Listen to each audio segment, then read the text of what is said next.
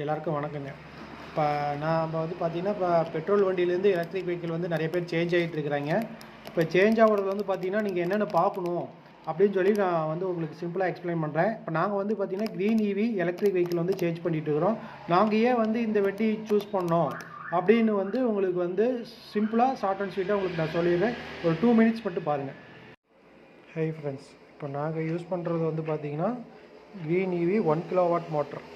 Another பிராண்டில் வந்து பார்த்திங்கன்னா ஹை பர்ஃபார்மன்ஸ் மோட்டர் யூஸ் பண்ணுவாங்க, 3 கிலோவாட் மோட்டர் யூஸ் பண்ணுவாங்க. இது வந்து பார்த்திங்கன்னா உங்களுக்கு காஸ்ட் வைஸ் அதிகமாக வரும்.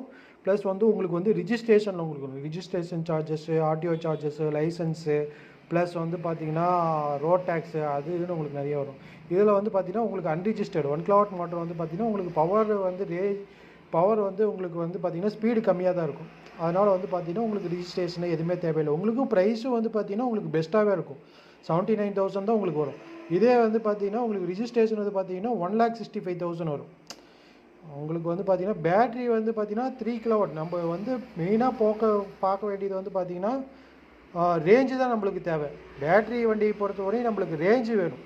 பெர்ஃபார்மன்ஸ் வேணுங்கிறவங்க வந்து பார்த்திங்கன்னா இந்த வண்டியை சூஸ் பண்ணிக்கலாம். 3 கிலோவாட் மோட்ரு வந்து போட்டு பெர்ஃபார்மன்ஸ் வேணுங்கிறவங்க உங்களுக்கு வந்து ப்ரைஸும் உங்களுக்கு அதிகமாகவும் இருக்கும். இதில் வந்து பார்த்திங்கன்னா உங்களுக்கு ப்ரைஸும் கம்மியாக இருக்கும், ரேஞ்சும் அதிகமாக இருக்கும். 3 கிலோவாட் லித்தியம் அயன் பேட்டரி 1 கிலோவாட்டில் போடுறப்போ வந்து பார்த்திங்கன்னா 3 ஹவர்ஸ் ரன் ஆகும். 3 ஹவர்ஸில் ஸ்பீடு வந்து பார்த்திங்கன்னா 45 கிலோமீட்டர் பெர் ஹவரில் போகிறப்ப வந்து பார்த்திங்கன்னா 3 ஹவர்ஸ் ரன் ஆகிறப்ப உங்களுக்கு 135 கிலோமீட்டர் ரேஞ்ச் வரும். இதே வந்து பார்த்திங்கன்னா அனதர் பிராண்டில் 3 கிலோவாட் மோட்டர். 3 கிலோவாட் மோட்டருங்க 3 கிலோவாட் பேட்டரி தான் யூஸ் பண்ணாங்க. சேம் பேட்டரி தான், ரெண்டுக்குமே சேம் பேட்டரி தான். மோட்ரு பவர் வந்து உங்களுக்கு ஜாஸ்தியாக இருக்கும். இதில் வந்து ஸ்பீடு நல்லா போகும். ஆனால் பார்த்தீங்கன்னா 1 ஹவர் தான் ரன் ஆகும். 1 ஹவர் ரன் ஆகிறப்போ பார்த்தீங்கன்னா 88 கிலோமீட்டர் தான் உங்களுக்கு வந்து பார்த்திங்கன்னா மைலேஜே உங்களுக்கு வரும். இதில் வந்து ஸ்பீடு பர்ஃபார்மன்ஸு எல்லாமே நல்லாயிருக்கும். ஆனால் வந்து உங்களுக்கு ரேஞ்ச் வந்து பார்த்திங்கன்னா உங்களுக்கு கம்மியாக தான் வரும். ஏன்னா வந்து 3 கிலோவாட் மோட்ரு.